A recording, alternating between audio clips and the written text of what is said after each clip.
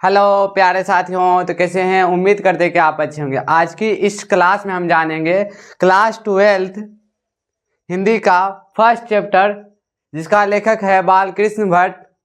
और इस चैप्टर का क्या नाम है? बातचीत। 20 से बालकृष्ण भट्ट और 20 से बातचीत। आप ये ट्रिक भी आज रख सकते हैं। तो आज इसी चैप्टर का हम लेखक परिचय करने वाले हैं। तो आप इस चैनल पर नए हैं तो चैनल को सब्सक्राइब करें, बेल आइकन को ऑल पे क्लिक कर दें ताकि इसी तरह के आगे भी क्लास आपको मिलती रहे। तो चलिए बिना टाइम दिए किए हुए हम स्टार्ट करते हैं, क्योंकि आपका हाँ लाइव हो गया। ठीक है। हेलो प्यारे साथियों, तो कैसे हैं। उम्मीद करते हैं कि आज की क्लास अरे यार हेलो प्यारे साथियों, तो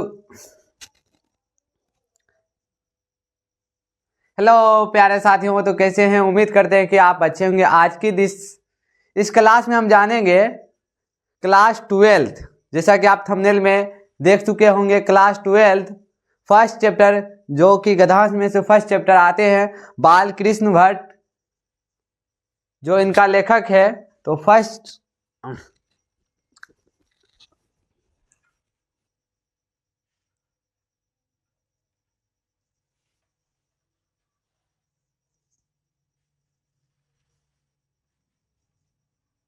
लगता है क्या हो गया।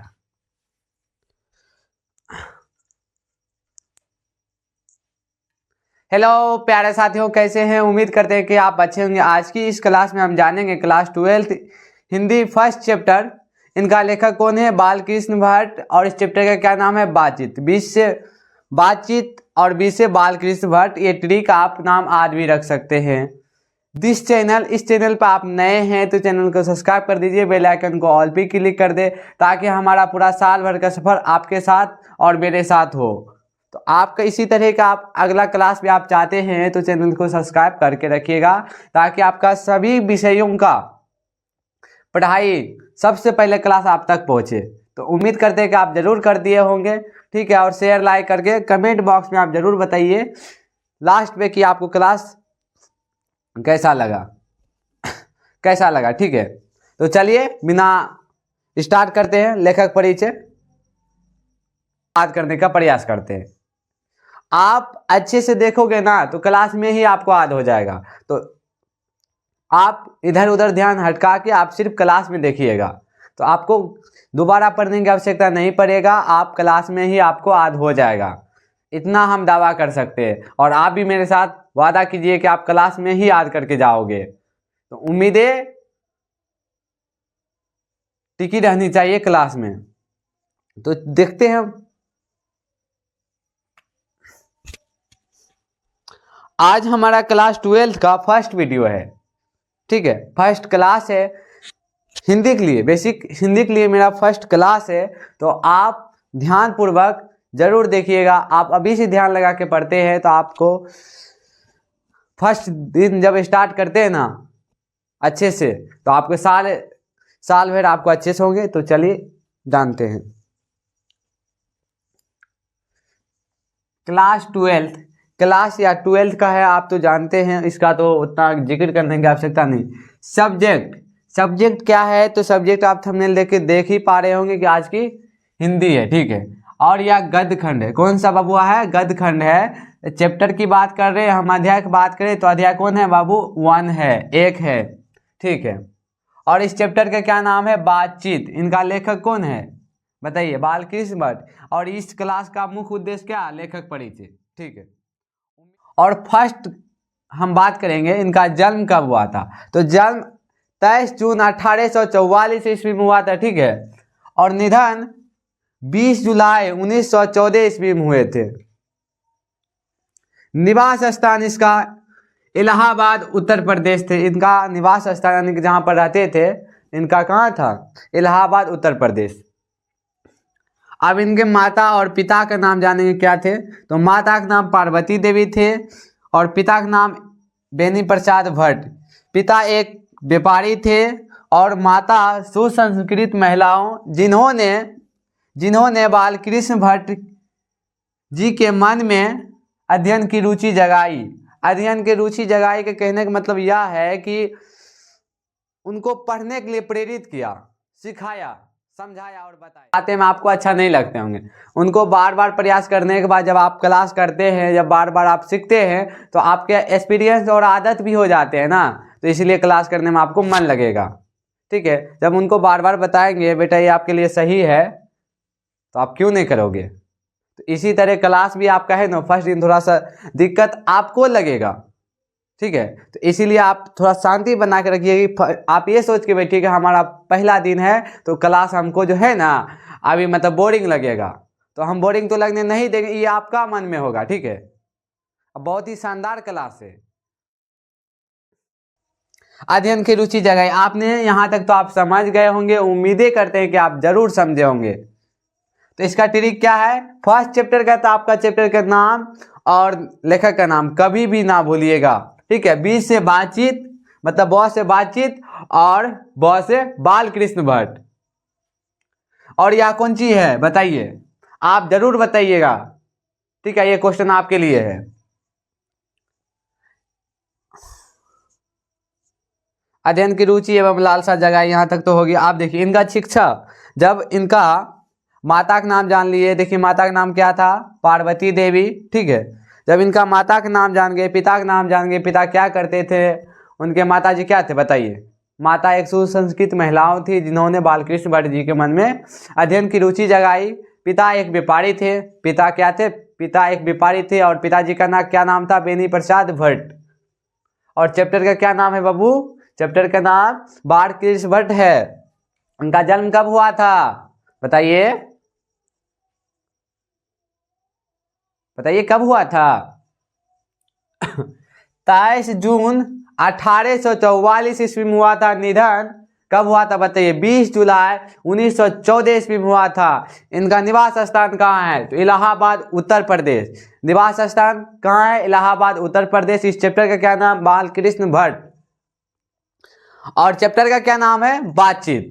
तो बातचीत के बारे में इस चैप्टर में हम पढ़ेंगे। तो आपने इनका जन्म जान लिया, तो जन्म कब हुआ था 23 जून 1844 ईस्वी में। निधन कब हुआ था बताइए, निधन 20 जुलाई 1914 ईस्वी में हुआ था।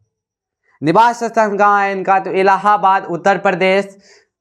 माता व पिता, माता का नाम पार्वती देवी थी और पिता का नाम बेनी प्रसाद भट्ट। पिता एक व्यापारी थे और माता सुसंस्कृत महिलाओं थी। और इनका आप जानेंगे शिक्षा के बारे में कि इन्होंने पढ़ाई कहाँ से स्टार्ट किया और कहाँ से कहाँ तक की है।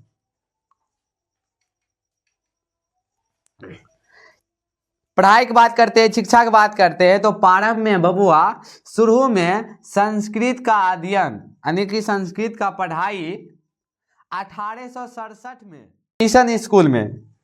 तो देखिए प्रारंभ में शिक्षा संस्कृत का अध्ययन आप उसने कब किया था, तो शुरुआत आपसे पूछेगा बताइए क्या चीज का अध्ययन शुरू किया था, तो आप बोलिएगा संस्कृत का किया था। कब किया था, कहाँ पर किया था, तो प्रयाग के मिशन स्कूल से एंट्रेंस की परीक्षा दी। ठीक है, तो उम्मीदें तो हमने शिक्षा के बारे में जान चुके थे कि शिक्षा कहाँ से कब तक और किस विद्यालय से किया था। तो अब हम जानेंगे उसका वृत्ति क्या रहा है, उनका कार्य क्या रहा है, कहाँ पे कौन से कार्य किए, कब से कब तक किए, वो हम जानेंगे। तो चलिए जानते हैं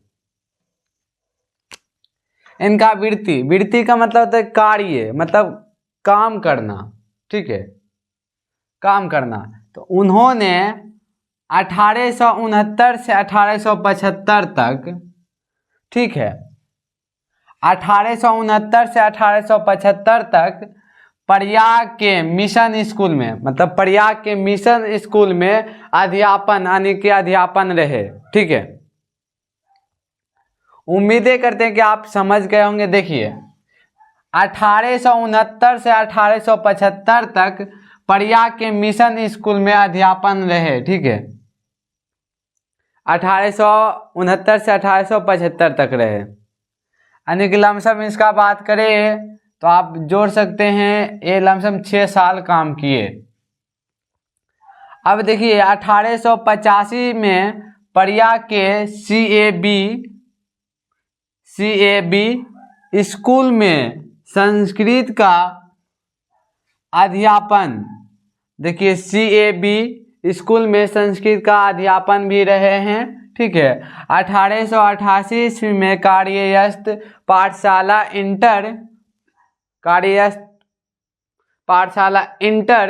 इंटर में इन्होंने इंटर कॉलेज में अध्यापक भी रहे हैं। कब रहे हैं? तो 1888 ईस्वी में कार्यस्थ पाठशाला इंटर कॉलेज में अध्यापक रहे हैं। ठीक है। अब देखिए रहे हैं, देखिए स्थापना यहाँ तक तो 1888 में कार्यस्थ 1888 ईस्वी में कार्यस्थ पाठशाला इंटर कॉलेज में अध्यापक नियुक्त का मतलब पद पे रहे। ठीक है, नियुक्त हुए, स्थापित हुए, किंतु उग्र स्वभाव के कारण नौकरी छोड़नी पड़ी। इनका जो स्वभाव था उसके कारण क्या नौकरी छोड़ने पड़े, क्योंकि इनका जो उग्र स्वभाव था, स्वभाव का मतलब क्या ना, थोड़ा सा आपका विचार से सामने वाला विचार ना मिलता हो तो उनके सामने में आप गलत ठहर जाओगे। तो यहाँ पर वैसा तो कुछ बात हो नहीं रहा था, बस इतना जान लीजिए उनका उग्र स्वभाव था, उनका स्वभाव अलग था औरों के वास्ते।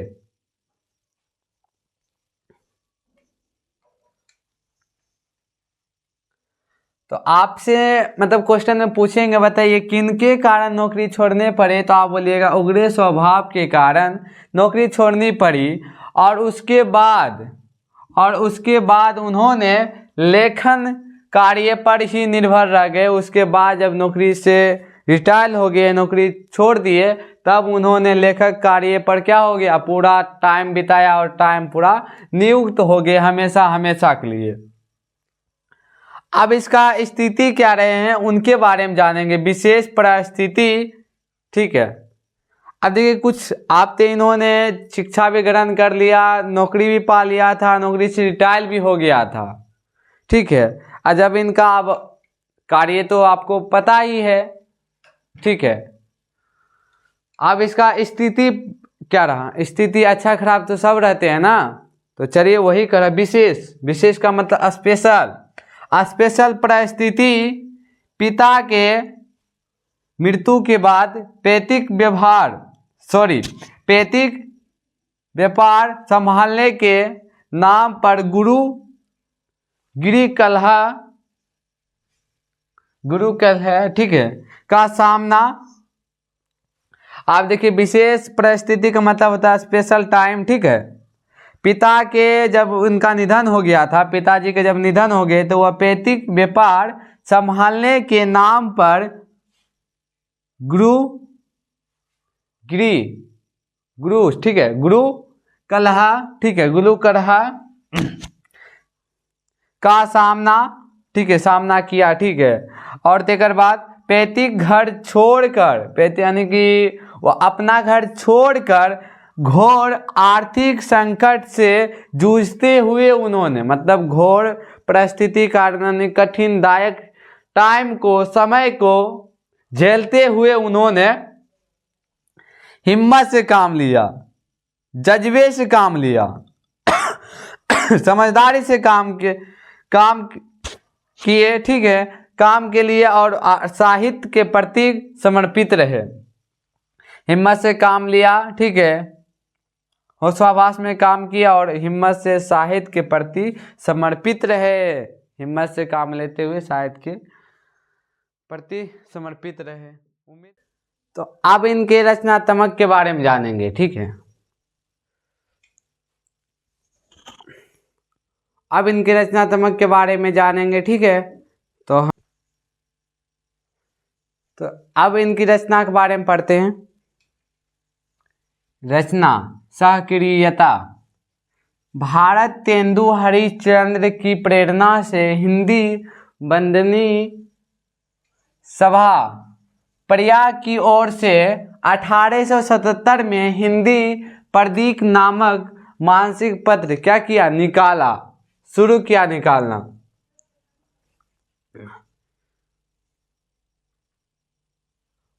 प्रारंभ की क्रिया इसे वे 33 वर्षों तक चलाते रहे। इसमें नियमित रूप से सामाजिक, साहित्य, नैतिक, राजनीतिक विषयों पर निबंध लिखते रहे। तो उन्होंने 1881 में वेदों की युक्तिपूर्ण समीक्षा की कब किया, तो देखिए 1881 में वेदों की युक्तिपूर्ण समीक्षा की। 1886 में लाला श्रीनिवास दास के सहयोगिता स्वयंवर की कठोर आलोचना की।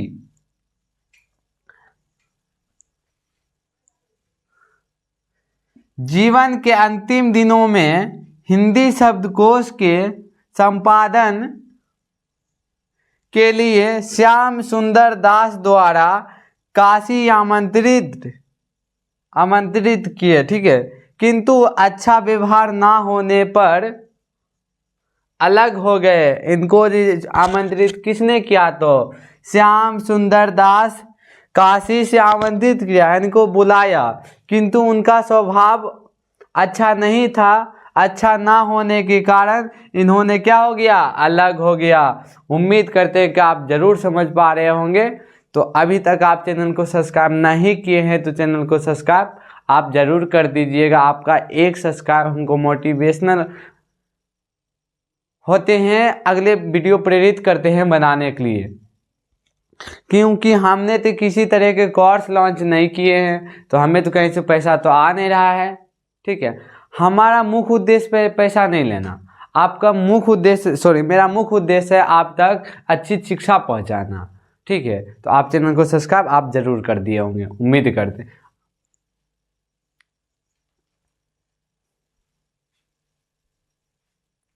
तो थोड़ा सा एक और देख लेते हैं। रचनात्मक सक्रियता देखिए, भारत तेंदु हरिश्चंद्र की प्रेरणा से हिंदी वंदनी सभा प्रयाग की ओर से 1877 में हिंदी प्रदीप नामक मासिक पत्र निकालना प्रारंभ किया। इसे वह 33 वर्षों तक चलाते रहे। कितने वर्षों तक, 33 वर्षों तक चलाते रहे। इसमें नियमित रूप से देखिए, इसमें नियमित रूप से क्या चीज़ पर लिखे हैं तो उनको पढ़ते हैं। नियमित रूप से सामाजिक, साहित्य, नैतिक, राजनीतिक विषयों पर निबंध लिखते रहे। क्या चीज़ लिखते रहे, निबंध लिखते रहे। 1881 में वेदों की युक्तिपूर्ण समीक्षा की। कब किया, तो 1881 ईस्वी में युक्तिपूर्ण समीक्षा की। 1886 में लाला श्रीनिवास दास के सहयोगिता स्वयंवर की कठोर आलोचना की। जीवन के अंतिम दिनों में हिंदी शब्दकोश के संपादन, ठीक है, संपादन के लिए श्याम सुंदर, किसके लिए, हिंदी शब्दकोश के लिए संपादन के लिए श्याम सुंदर दास द्वारा काशी से इनको आमंत्रित किया गया, बुलाया गया, किंतु अच्छा व्यवहार ना होने के कारण, ठीक है, उन्होंने अलग हो गए उनसे। किनसे, श्याम सुंदर दास के द्वारा जो मतलब बुलाया था उनको, वो अलग हो गए उनसे। किनसे अलग हो गए, श्याम सुंदर दास से, ठीक है। उम्मीद करते हैं कि आप समझ गए होंगे, ठीक है। किसी तरह के डाउट रह जाते हैं तो आप वीडियो में ज़रूर कमेंट कीजिए। तो इनकी रचनाएं कौन कौन सी है, रचनाएं को देख लेते हैं। तो रचनाएं के कुछ पढ़ेंगे। तो रचनाएं उपन्यास, रहस्य कथा, ठीक है, नित्य ब्रह्मचारी, 100 अजान एक सुजान,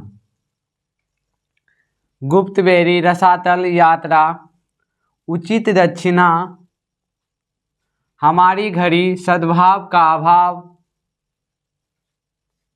अब इनका नाटक को देखेंगे। नाटक पहला है पद्मावती, कीर्ता जूनिये, बेनी सहाय, शिशुपाल वध, नल दमयंती या दमयंती स्वयंवर,